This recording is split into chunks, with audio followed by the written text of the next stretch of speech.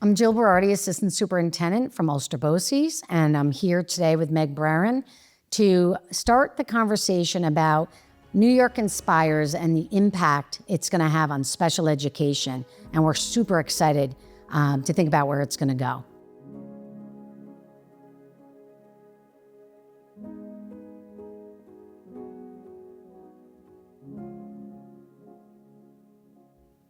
I'm super excited to talk to you today about where we're going with special education. You're well aware that we have New York Inspires, Portrait of a Graduate, Redefining Learning, credits, all of this stuff that's going to be amazing for New York State.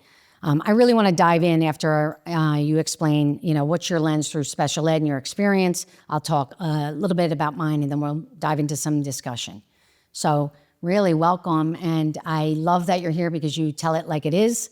And these are deep conversations in special ed that I don't feel have had enough airtime. So just who are you, and bring us back to your 25 years in education. Okay, thank you, Joe. I'm really happy to be here. Thank you for having me. And you're right, I do have a lot to say on this topic that I have had 25 years in this field. So I have been in special education since 2000. Started, very long time. Knew that special ed was the field that I wanted to go into in education because I, right out of the gate, felt as though it was an area for students that didn't have a voice. And as you indicated, I think that that's one of the skill sets that I have, that I do have a voice, and I like to use my voice in a way to help others.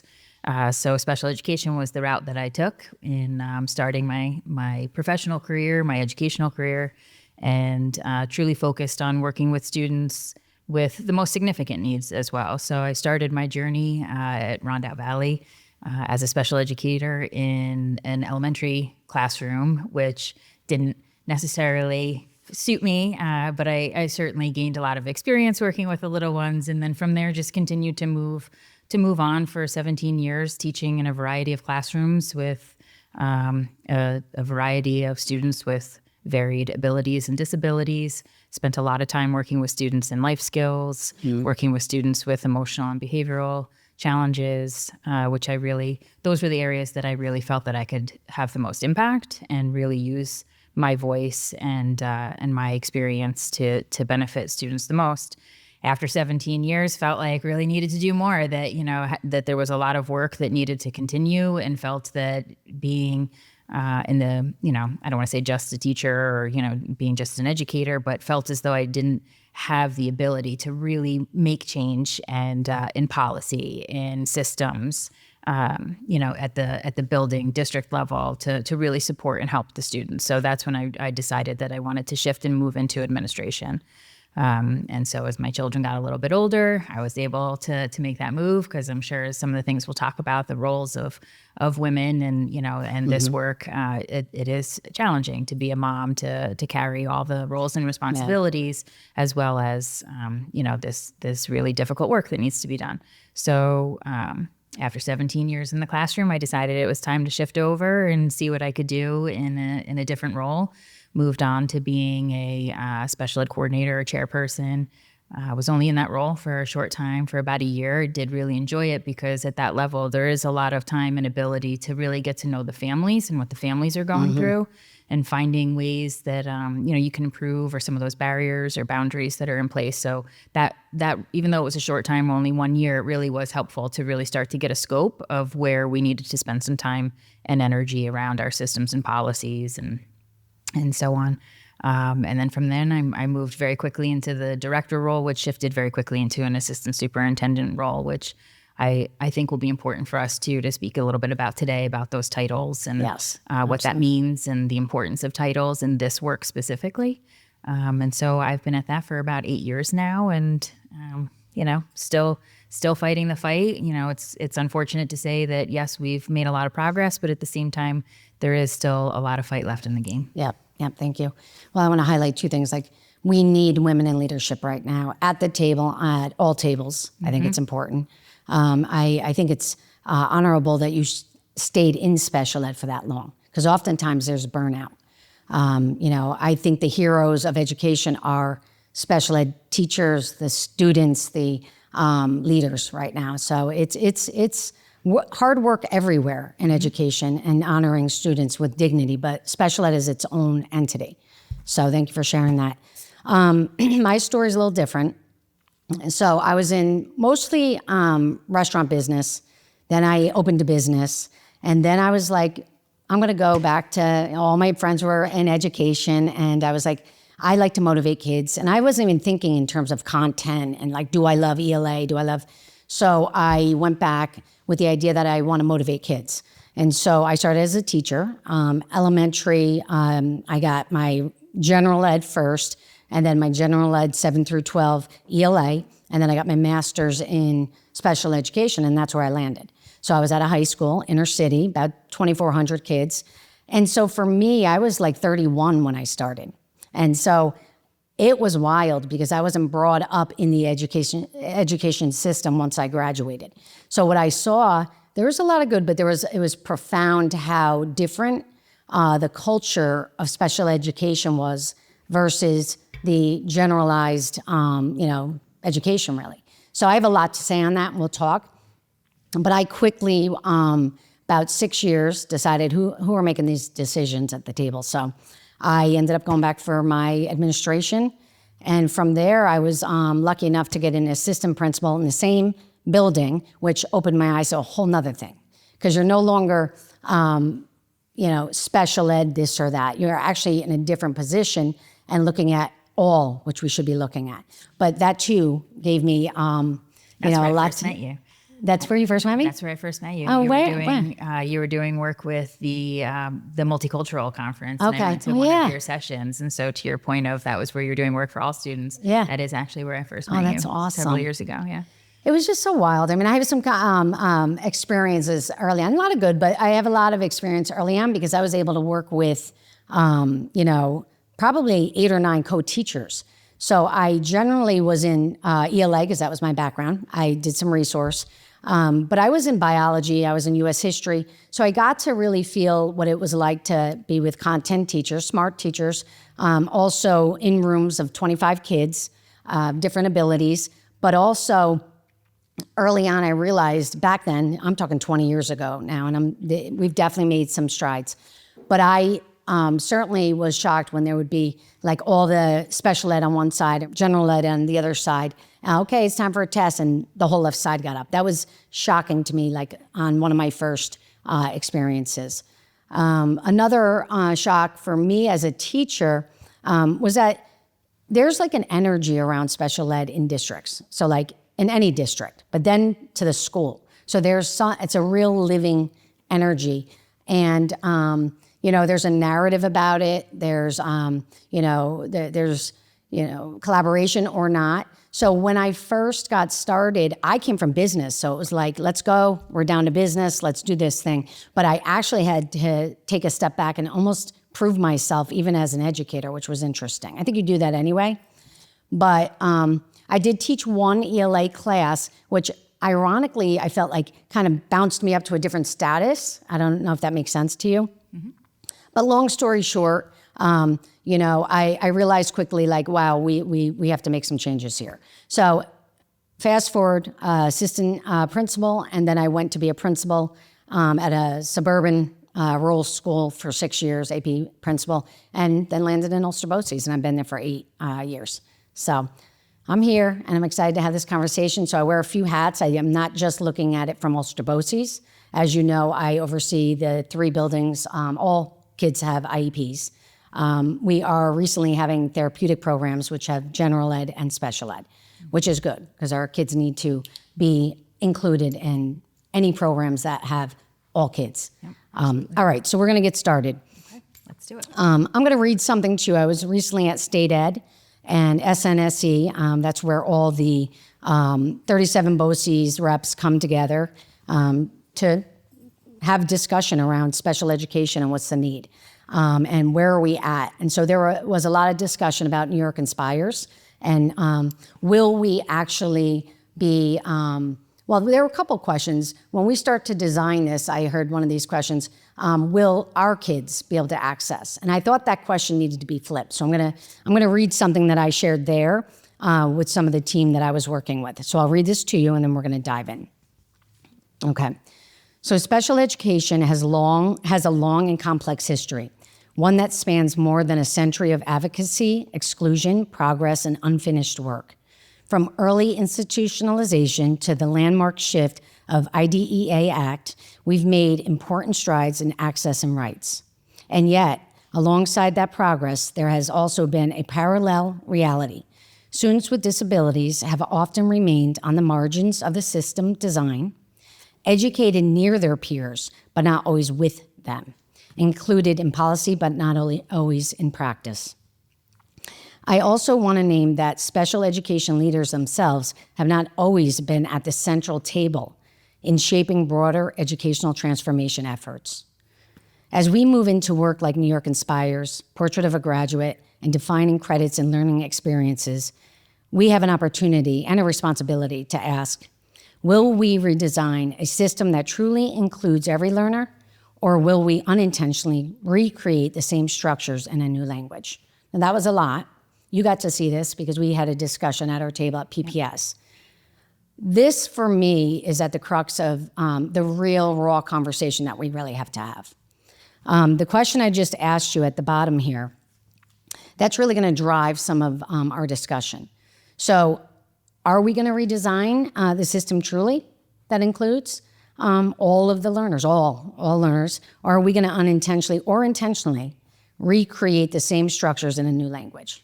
So what's your first thought of that? My very first thought is really kind of some of the stuff that we've already talked about, and using language like using voice, having a seat at the table, titles. This is where it's going to be critical that that the people that do the work that we do have a seat at the table. And I think that through some of the questions and discussion that we're going to have, that will come up. That, you know, what does it mean to be able to have a seat at the table? How do you get a seat at the table? And I think that has really been part of the fight, part of the challenge that we've experienced in this work for so many years. And so if we're not seated at the table and our voice doesn't rise to the surface, I don't think we're going to see a true shift in this work. And that the intentions that are, you know, I really consider this to be our opportunity. This is the first opportunity that I've really seen in my 25 years to really be able to provide true education for all students and experiences for all students to really thrive and become successful as we transition them into the community. This is the first time. So if we don't find the pathways and the opportunities to be seated at the table, I think we're going to continue to see much of the same. Absolutely. So that's why this work that you're doing, that BOCES is doing, that we're doing all together is so important. Absolutely. And I'm proud to be with BOCES team and driving this work with all of you in Ulster County. Dr. Shanker doing some of this work at the top, really leading this charge. You know, you said something that's important. We all need to be at the table, and that starts at the top. So at State Ed, very pleased to hear they're looking at that as well and really bringing different divisions, SCDN, special education, all of them together to start talking. So we've been saying this for years. So very, very happy to hear this, but I hope it actually comes to fruition. Yeah. Okay, so can I just speak just briefly, because absolutely. I keep kind of alluding to it and saying we're going to discuss it later on, and I feel like why not just say it right say now? it right But I really think that my plea to education, to districts, is to really consider, and I know it's a fight that we've had here in Ulster County specifically, but to retitle the positions that they've been for years. They've been the director's positions or assistant directors or whatever different titles. But it really has been a fight for this to be seen as an assistant superintendent position. And I think that that's critical, because without the title, you don't get invitations to the table and your voice doesn't get heard, and you're excluded from meetings. You're excluded from, you know, different opportunities or you know, the tables where real deciding factors are being discussed, are being considered. And so I really think that this is the time too that we have to make this a standard. That this is something that the state pushes as a title for this kind of work and position, and that districts, superintendents see it in that same way. That this is important work, and if we're not able to give that title to the work, it also shows a lack of importance and a lack of value. Absolutely. If the title is not matched with the work. And so I think that that's just critical. And I think that it's step one to show that the people are committed and that we can actually make a shift. And this really is valued and important. Well, you're speaking my language because you're preaching to the choir. I'm with you. We had this discussion probably about a year and a half, 2 years, when I was going for the same thing. And, back in the day, I'm not saying it's here in Ulster BOCES, I've heard titles don't matter. Yes, they do. They absolutely matter. There's the meeting before the meeting before the meeting. And so if you're not at that table actually getting in the mud of the discussion and actually making decisions with the team, then you're over here not really getting to put the value for these children at the forefront.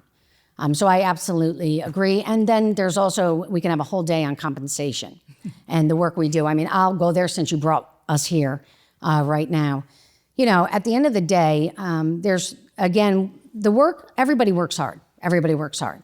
My role at Ulster BOCES is a little different than your role, but you still have to do compliance. You still have to look at programming. You still have to look at curriculum instruction. So when I started talking to my my leaders, and they listened, I was like, but I do HR. I have this type of budget right now. I'm designing curriculum instruction. I'm designing for the extreme user that will also be good for all children that could be used in the county. And I felt the same way. And so after going at it, I was listened to, and I am at that table now. Yep. I do think that in general, special education, and I'm speaking for me as a leader, not just special education leaders, but in general, being a principal, being an AP, being on this side, that it is a tougher climb when you're sitting in the special education seat. Yeah. And I think it's important for people like you and I who have been in it for a long time and have a strong voice and aren't afraid to use our voice to really push and move that needle to ensure that those coming up from behind us are going to have that opportunity, and it's not going to have to be a fight. No. It's just going to be the expectation, and the importance and the value will already be placed on the position. And so I think it's important for us to give voice to that. Yeah. One last point on that is that I really often think, and we've talked about this, you need to be next to or in close proximity and talking often with curriculum instruction assistant SUPs, period. Have to be because if completely general ed entwined. is here, special ed is already general ed. So you have to be working together to be able to access all. And if you aren't doing that, that has to flip, and I hope quickly. Right. Many districts are, but many are not there yet. Right. They're just not there yet. Okay, so let's jump in. Got it. So I have some questions. You saw some of these questions, and again, we can go wherever it takes us. So I'm just gonna think a little bit about this opportunity to radically change education for all, but really for special education. And the one thing I keep thinking for is let's plan and design for special education and extreme users, then everybody else will benefit. Absolutely. You and I both know that pathways for them are very different, that we can say they have opportunity to go here, there, and there, but are they really having the opportunity and access? And there is a difference. There's narrative and real practice that is happening, policy and real practice. So let's talk about reflection on the system. So how do you see the legacy of special education, both its progress and its limitations, still shaping the way systems operate today? So I think, the current situation is really based on the regulations and laws, I think, that were created to protect students with disabilities several decades ago, which was great because it was something that forced districts, educators and the systems to ensure that students have access, that students are not segregated or whatever the case may be. So great that was really what forced the push. But are we now at a place where we truly are seeing that inclusion, integration, that students in special ed really has become, the same as general education? I don't think we're there yet. Do I think we've made progress? Do I think that we've been moving in the right direction? Absolutely. But until the culture shifts, there's access, and then there's, the true sense of belonging, or what I consider to be the culture. So yes, our students have a lot of access to a lot of things that most students do. But does the culture really reflect that the students with disabilities or maybe different limitations are truly accepted into all of the opportunities? We're not there yet. In pockets, yeah. Mm-hmm. Sure. So you made me just think about belonging, because you brought that up. And so it's interesting, because now that I'm in Ulster BOCES, as you know, I actually have 35 districts, but we have 8 in our county. And so I often thinking about those kids, and there's kids that you do everything to try to program for them, but you have a certain amount of students. So to be able to create these programs, you need more students, and the money, everything's money. So I think about often the difference between Ulster BOCES. We have all students with IEPs. So I had a very different experience in my 13, 14 years when I was at a component district like you than I do now, because our kids, I would say we have a lot of belonging. They came together, they have a same story. They really didn't make it in their own community. So when we get here, and we have work to do, but I will say at the forefront is the culture and dignity and belonging. I felt that in my past, and I still talk to colleagues today, there's a lot of progress, but there is, like I said, to go back to that essence, there's a frequency and an energy when you walk into a building, and you can tell just by auditing and walking around, which we do need an audit. And it's like the hidden truth in some pockets. Go audit the culture and how the way is in the narrative for special ed. So I think belonging, that has a long way to go for me in many pockets. I'm not saying other schools aren't doing it well. It does help if you're there for a long time, and it does help if you have that at the forefront of your heart and you're able to have a voice. If you don't have a voice, you're not getting that taken care of. Before I jump in, I just want to say something. You made me think of, it's important that our leaders in special ed have good relationships with the principals, because the principals are the ones that lead their Carrying schools. It out. That's they're what they do. Making sure it's happening on the ground level. Going back to a point that a couple points that you made, but if we're really focusing on the learners that need the most, and then we kind of backwards design from there, that it really encompasses and incorporates all students. If we go from that model, mm-hmm. And I think that really is the shift, and that is the opportunity that New York Inspires Portrait of a Graduate brings us. It brings us the opportunity to do some backwards planning, mm-hmm. Incorporating universal design for learning, which really would hit all of our students and all of our learners, and really start to break down some of the walls and some of the silos of this student versus that student, or gen ed versus special ed. And, as you also indicated, to do that, you also have to have your curriculum and special ed administration working in tandem, side by side with one another in all systems development, curriculum planning, and so on. And then if we do that, and if we are successful in that, we can really see that through, I think that it won't be, so expensive. I think we can start to really reduce some of the cost. Right now, we're trying to build programs that are separated. So there's redundancy in programs that mm-hmm. we're creating and resources that we're providing, as long as we keep students in these different pathways and in, different silos, different classrooms, and so on. So breaking down all those walls and really looking at that backwards design, I think that, there would be benefits seen across the board. Absolutely. And so at the core of the Portrait of a Graduate is the CRSE framework. And so you think about, the responsiveness that we have to have to all. And for me, I nonstop talk about this, and they're like, Jill, all right. I really believe if we're going to really go there and welcoming and affirming, you have to have the state from the top really think about, as we're doing this work, because we can't slow the work down, but really do an audit and start in special ed, EL students, and really look at the culture in the buildings. Ask the students, ask the teachers, TAs, and you hope they talk about it. I'm sure there's some beauty in a lot of pockets, but if you really want to change this, you have to get in there and you have to look at the culture, period, first. I think it's you have to be critical. Willing to accept the fact that not all students feel that they belong or have a sense of belonging. Or you have to leaders first be open or to willing, you have to be willing to accept that. Yeah. in And order that- to actually do the work and Well, move it's forward. difficult sometimes to is. look at that. It is. But I'm glad we're here and we're looking at that. And we have a lot of leaders around us that respect that. Yep. Okay, so let's go in here. So in your experience, where do you see the biggest gap between access to education and a true sense of belonging for students with disabilities? I think that the biggest gap or the greatest barrier of this happening is that as long as we have competitive grading, and I think it roots in our grading system.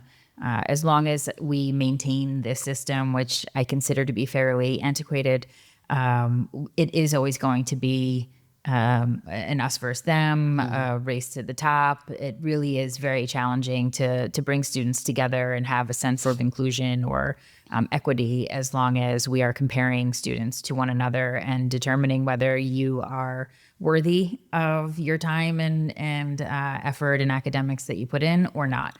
The Regents exams, are a barrier for a lot of our students towards graduation. The grading system and as a whole is a barrier to many students in their success to graduate and be successful beyond high school. So I think that that's something that we really need to spend some time looking at and, understanding that yes, the grading system is beneficial for many in order to get into competitive schools and to carry on in those fields, in those areas. But for so many of our other students, it's really a barrier. And the gap itself, I also think about everything you're saying is spot on for me. It creates the gap. Yeah. It creates the gap between students. And I think we know testing is difficult for a lot of students, but certainly kids that have struggle or a disability because of compliance and driving and the whole energy and history of special education. We need to, and again, this happens in pockets and there's a lot of good, but we need to really there's infinite potential with all kids. And just because you have an IEP doesn't mean you cannot access this up here. And so I think leading with engaging, leading with creativity, leading with their, some call it superpower, but their gift and really tapping into that gift is really what I'm mostly excited about with New York Inspires, because if we can design new learning experiences, which we do at Ulster BOCES, we have a little more leeway there, I'd absolutely say. And again, that's when the joy you see on a child, and that's when the spark is lit. And I feel like, again, back to, in general, the energy around special ed and the kids, it's a lot for them. They're in classes generally working on things that they're not good at. We need to shift that mind shift it, and really have leaders look at what are you good at, and let's start focusing on that. Get you excited and passionate, because often they're practicing the same thing. Right. Granted, they have to read, of course, right? Be able to be attentive. Foundations have to be there. There's no argument Exactly. that the foundational skills need to be there, reading, writing, math, and so on. But I think that if we really are going to talk about this, and we really are going to take a look and shift, yes, student-centered learning needs to be at the forefront. I also want to talk about relevance in education for students. But I think that we also have to take responsibility and ownership of what these standardized tests are doing for our students, because it's starting really young. Third grade, we are already starting to incorporate standardized testing, and then we use those scores, which are important to know how we are functioning as educators for that and what our students are using. But we have to really be mindful about how we're using the scores. Very often, those scores are driving whether or not a student can maintain in general education. It's very often used as a speed pass to a more, secluded kind of classroom, or a smaller ratio into a special class. And so I think that we have to be very careful how we're using those test scores and what that trajectory is for a student who is taken away from their general ed peers at a very young age, based on standardized scores, and the pressure of that, the pressure that the teachers and building leaders are feeling around those test scores. It really has an impact on students and their lives. I mean, if we take a student away from their general ed peers at the age of 8, 9 years old, you have a very strong chance of changing the trajectory or the path for that student. Yeah. And so going back to what you're talking about, student-centered learning and, really bringing the passion and the excitement back. Why can't the students remain together? Why, there's no reason to separate students at that point if we really are leaning into student-centered learning. Well, I'm glad that the conversation in New York Inspires is going away from high stake tests and that type of thing. So I hope it actually ends up that way. And if we are all at the table, it will happen. Awesome. All right. So how should we rethink what success looks like for students with disabilities within the context of redefining credits and learning pathways? I mean, I think it goes back to what I was talking about earlier with really looking at our grading systems. What are we considering success? Is success that you graduate with a 3-point something, or is success that you're able to transition from public education, from high school into the community as a thriving member that is employed and providing and able to access, all of the things that we want our community members to have. So I think that's the first, the first part of, first we have to determine what are we actually defining as success. Absolutely. I just want to add like the pathway out, graduation, transition. Do we talk enough about neurodiverse humans in the industry and that pathway? I'm not just talking about the great, programs out there, career tech and all of that, but whether it's Ulster BOCES centers or your district, anybody's district, those kids that you're talking about that may not actually graduate because of tests, and we hope that's changing, but really is the industry ready for them? Are they ready to also have an inclusive type of community to onboard students that may need a little bit of assistance or any of that? That conversation's got to be raised to the top. That's got to get to the table quick, because that's what this is about. It's about kids being able to be independent and have a life that they can, of passion and joy, but also, have a job. Well, again, I think it's our responsibility to remove some of the stigma around the supports that we provide or that our students benefit from. There's a lot of discussion and I won't say controversy, but, conflict back and forth about AI, the use of AI, are we in agreement? Are we not in agreement? Should students be using it? Should they not be using it? But the more we restrict those supports that many of our students benefit from, that allow them to have full access, allow them to truly engage in the work or, their environment, to restrict those and to maintain stigma around that is. So we got some work to do. We do. We definitely have some work to do.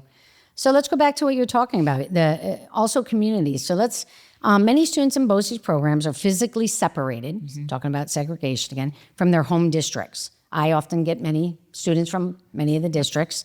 How do we reconcile the need for specialized supports with the goal of keeping students meaningfully connected to their communities, if in fact they have to access another program that's not in their community? Sure. I mean, that's always going to be a challenge. The more you bring a student away from their community, it's just a natural challenge. However, I think that some of the discussions that we've started to have within our county, especially, I think we may be a little bit further ahead than others in our discussions, just through our partnerships. But talking about regionalization, if we're really implementing or looking at regionalization, then we're looking at ourselves as the larger community and not just the closed community of one district to another. And so if you start to broaden what you're considering your community, then I think that the opportunities are there, the connections, the networking are all there to still be engaged and connected in some way. Absolutely. And you said networking. Kids and students need to learn how to network as well. And our students need to be able to do that, because you're right. I just heard somebody say, it's not who you know, it's who knows you.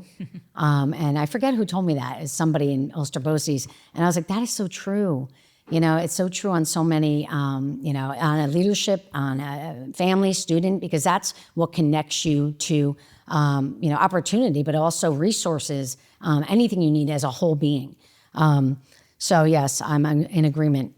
So leadership and voice is one of my, my favorite topic. So what would it look like if special education leadership were not parallel to general education leadership, but fully integrated into the core design of systems like New York Inspires? Again, I think it just goes back to, if you first have to have a seat at the table. So where are the invitations? What are the forums that, the larger conversations are happening, and how do we make sure that, and again, it's always going to be from the start at the top. So how are the superintendents working to find opportunities to make sure that they're not sitting alone at the table, and that they too have support? And Let me ask you, what shift did you see when you went from one title to another? So that you brought that up earlier. Was it director first and then assistant sup? So what did you immediately feel, or what changed? I think just at the most concrete level is that you become part of the cabinet, without question. You become part of the cabinet. So you get to have, more information. I became part of personnel conversations to make sure that the right people we were hiring, or that we were evaluating, or whatever the case may be. But without that title, you don't get to sit in kind of those really deep discussion tables or offices, whatever the case may be. But I would say that was the first most concrete shift. But aside from that, it again brings just a message. It brings a message to faculty, staff, community, students, that it's valued. We see this as important, and that starts to shift the culture. Not as concrete, but it does start to shift the culture. And also gave you value. That, I've said something, this is how I feel, and I'm speaking up. You have certainly a lot to offer.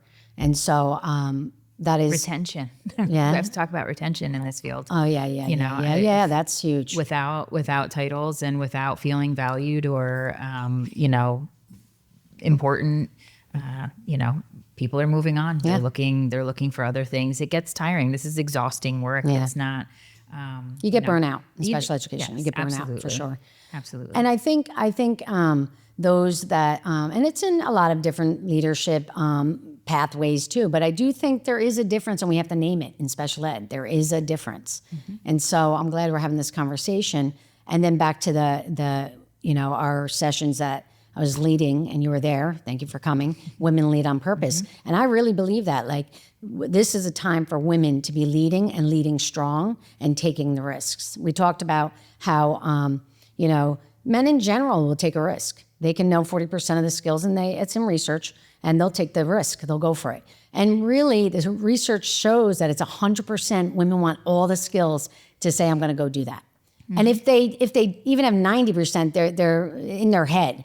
I've been there. Yeah. So I think it's interesting because the values in many different dynamics, but women bring something that I find really really focused on, first, human-centric, and generally through the lens of the child is often. Not that men are not doing that. I'm just saying with the women I've led with, it's like it's down to the floor. And you can get up and then back down, and you can do that lens. All right, so let's talk about mindset shift. So what are the biggest mindset shifts adults, educators, leaders, and systems need to make to move away from compliance-driven special education towards learner-centered design? There's so much work that needs to be done here, especially in public education, and teachers and educators. It's a lot of type A personalities that did really well in school, liked school, the system worked for them. And so they were drawn to go back to those systems. And so it's really hard to break the cycle. Yeah. So there's, I think, a lot of education that really needs to be developed and, focused on in this area. And I think that it really goes down to reflection, really taking time to sit and reflect on what is working, what's not working, what am I as an educator keeping on the table because it worked for me. And so I don't want to see it gone, or this is the way we've always done it. You hear that all the time in education. It's an industry built on systems and So it's the way we've always done it is probably what I hear most at most of the tables that I'm at. So I think we really have to be very specific and explicit and mindful about the education and professional development and the messaging around all of this. We have to have educators be able to step out of their day-to-day grind of what they have to do and their responsibilities, to be able to take time to really reflect and really think about the ways that we can do things differently. And you can't do that when they have to, make sure that this test is done. We just keep piling more and more on to teachers, and we're taking away that creativity and an ability for them to really hone their craft or really get into it and do things differently. General ed teachers work hard. Special ed teachers work hard. There is a sweet spot when they come together, and if it's done right. Mm-hmm. So, I've worked with teachers on the regular ed end, mostly special ed, because that's where I was hired. And it's interesting to see the different energy behind each classroom and person I worked with. Do you have any experience you want to share when you were a teacher or at any point? About being? Which needs to shift? Maybe something that you had that was segregated, even as an adult. You're talking about PD. Sometimes you're not even in the PD with the actual all educators together. Sometimes you are, and we, like you said, we are working towards that much more. I would say that has definitely changed over the years. I would say the PD was very segregated when I first started. But no, there's always been a kind of separation between even just, special ed teachers versus gen ed teachers, or, who was considered more than the other. That's just been longstanding. But one thing that you said before just made me think of something that I think, again, can support the work as we shift and move forward with the change in the EP4 system. Yeah. I think that's going to be really important about how we evaluate. Again, going back to teachers and their inner drive, and educators in general and their inner drive to want to do well, be successful, do what's expected of them. We're like students. We want to get the good grade. In general, we want to know what we're doing. We want to do it well. Absolutely. Yeah. So I think shifting the evaluation system is already a key piece to this. That we really think about you as a professional. We think about how you engage and interact with students, how you engage and interact with parents and family. And I think changing the evaluation system is also a critical part to how we view educators and the work that they do, regardless of what their role is. And now you made me think of Common Core and diving into that work almost, 15 years ago or whenever it happened. I remember because my son was in kindergarten. And it was almost a feel of I gotcha, and there was all these change. Fast forward, it makes me think, I'm so excited about what's coming with education. I'm super excited because if we want our kids to really have profound learning experiences, yes, there's going to be explicit instruction and all of those, needed centers and all of that.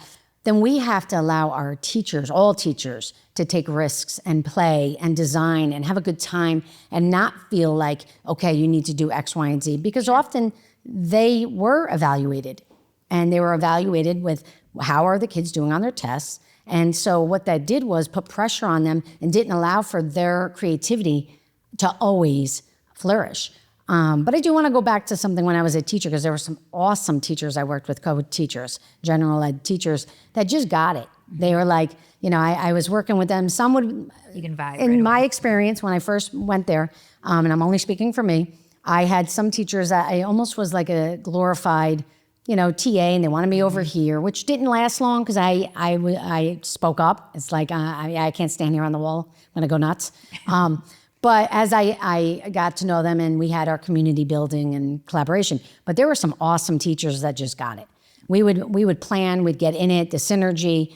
There were our kids. And if I was doing something with my students that I wanted to do that happened to be on my caseload, this one teacher, she was awesome. She's like, yeah, take the kids. And so it was so cool. I'd be putting posters up and designing things. And so we had an awesome, because we just got teaching and learning, and we didn't have to figure out this narrative, at the time. But I do think we've come a long way. So thank you for that. All right, didn't so last let's. long in co-teaching. I think I only made it 1 year because I couldn't be on the sidelines. Oh, no, and that it wasn't. That was when co-teaching was like just starting to come about. It was. There's a lot back yeah, then. it was like a war. You know, who's going to do what? This Yeah. is my classroom, and so I that absolutely it didn't remember. last long for me, which is how I got into this self-contained or special classes. Well, they're tough. Pretty quick. I want to go back to that in 1 second. I want to add one thing, and I want to ask you about life skills because that's the heroes are everywhere in there. Life skills in itself is its own entity. It is. One more thing about co-teaching, I got to know so many teachers though, and again, they all wanted good things. But I remember two things. I remember I was in biology, and like first of all, I haven't sat in biology in years, so I'm like, all right, here we go. And so I got the textbook, I'm studying it, and I'm in what is biology? It must have been 10th grade class or whatever. But I remember the day I'm showing up, we're getting ready, and I said, oh, can I get the key? And she wouldn't give me the key. I go, I can't, do you have the key? I need the key. I need to know the answers. So there was there was an energy around special ed teachers at the time giving answers but it's so funny. And I know that we've come a long way with that, but I just remember being a lot like, of possessiveness. I need that This is my key and I classroom, need these are it. my students. Yeah, I need that key now. So I came from business, so I think I was a little different than what they were used to. Right. But I also, it taught me a lot about just, education in general. And I didn't know now that I was all those experiences were building up to this. One last one, I have the brilliant guy, an English teacher, loved him. Very, he treated the students with dignity. But I remember one of the first classes I was in, and we had like 25, 26 kids. I'm sitting there, hey, everybody, we're getting ready. And so he was trying to explain a concept. It could have been thesis statement, whatever. But he was at the time way above their heads. They're like looking at me. And so I started to explain, and he went like this, and I turned around, and he was going like this for me to hurry up. And I was like, in my head, I was like, that's not going to work too well for me. So we got done with the classroom, and the class left. And I was like, what does this mean? And he looked like he turned purple. I go, please don't feel welcome to do that again. I said, I needed to explain to the kids what you were saying. I said, I just don't think that felt right to me. And from that day on, and I was thankful that I had that voice. I'm not saying I had it every single time, but I was thankful because I was like, don't do that. Like, don't do that. So I think in general, early on, I felt there was something that needed to be shifted. And so what were you saying before? I'm sorry. I don't know, but it makes me think of a situation. I think I started to tell you about this on the car ride over. But one of my very first teaching experiences was when I moved into the life skills program. Oh, yeah, that's what I was asking.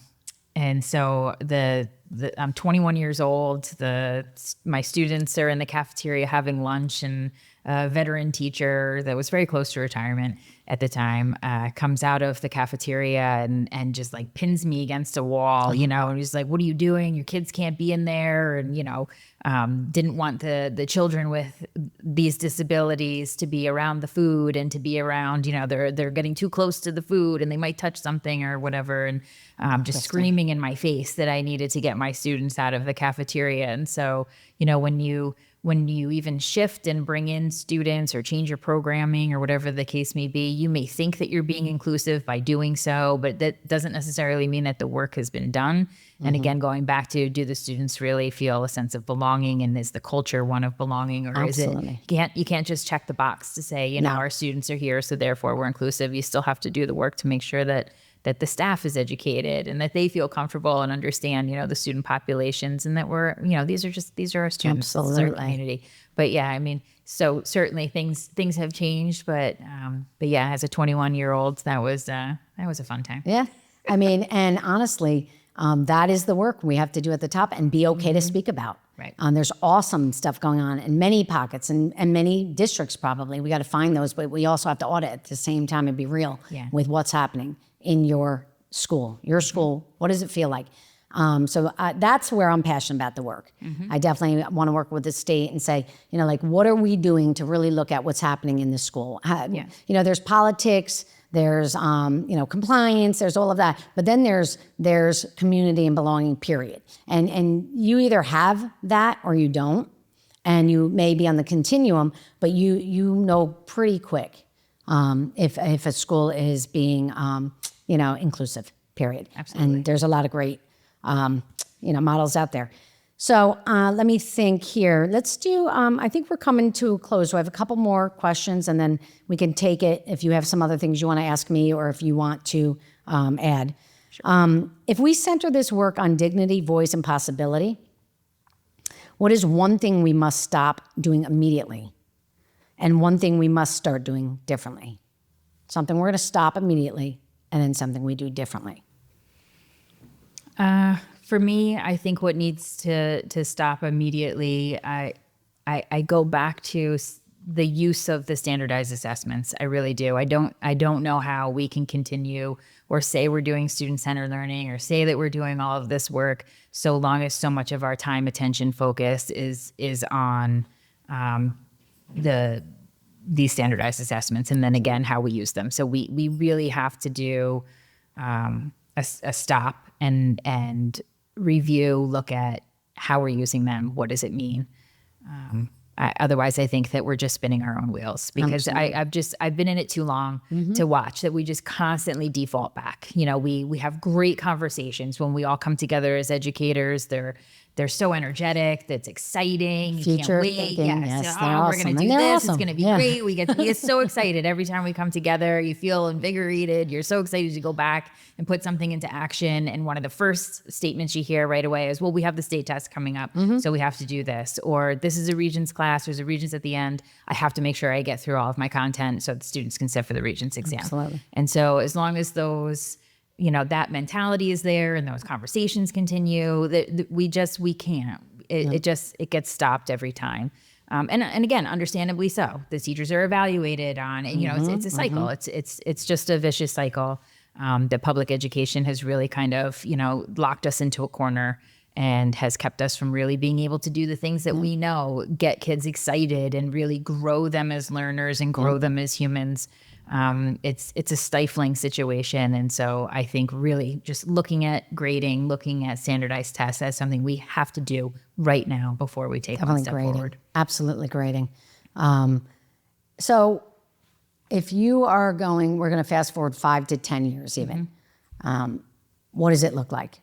You walk into a school or outside, and what do you see? What are some of the elements that you are going to see?